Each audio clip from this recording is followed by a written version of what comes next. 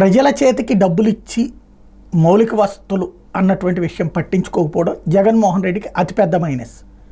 అదే సందర్భంలో ప్రజల డబ్బుల అంశం చర్చ నుంచి పక్కకి తప్పించి అదే ప్రజలకి మౌలిక వసతులు కల్పించడం అన్నటువంటి చంద్రబాబు స్టైల్ ఆఫ్ ఫంక్షనింగ్. ఇప్పుడు చంద్రబాబు అందుకు అనుగుణంగానే అడుగులు వేస్తూ ఉన్నారు.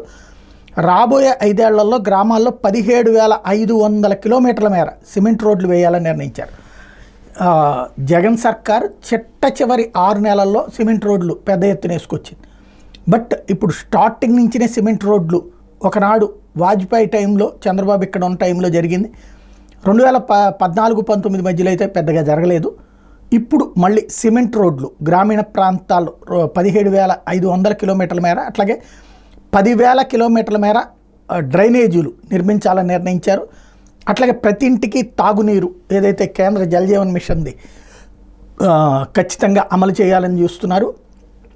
అలాగే ఈ ఏదైతే ఇదివరకు ఉన్నటువంటి చెత్త నుండి ఎరువులు కావచ్చు, కరెంటు కావచ్చు, ఇట్లాంటి సృష్టించేటటువంటిది కేంద్ర ప్రభుత్వపు నిధులతో నడుస్తే ఆ కంపెనీలని భారీ ఎత్తున నిర్వహించాలన్నటువంటి నిర్ణయం తీసుకున్నారు. అలాగే పంచాయతీ భవనాల ద్వారా సోలార్ పవర్ని ప్రొడ్యూస్ చేసి వీధి దీపాలకి ఆ పవర్ని, అంటే ఆ కరెంట్ ఖర్చులు, అంటే ఇప్పుడు మెయిన్ క్రిందసారి వచ్చినటువంటి నిధులన్నీ ఎందుకని వెళ్ళిపోయినాయి అంటే చాలా అద్భుతమైన ఆలోచన. ఈ విషయంలో అభినందించాలి చంద్రబాబు గారు.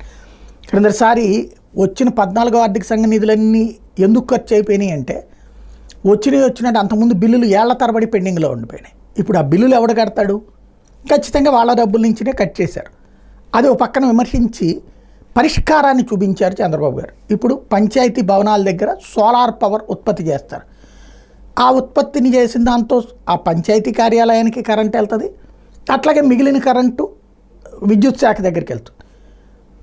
ఆ పంచాయతీలో ఉన్నటువంటి వీటికి ఏవైతే వీధి లైట్లు ఉన్నాయో వాటికి సోలార్ పవర్ అన్నటువంటి కాన్సెప్ట్ని ప్లాన్ చేస్తున్నారు.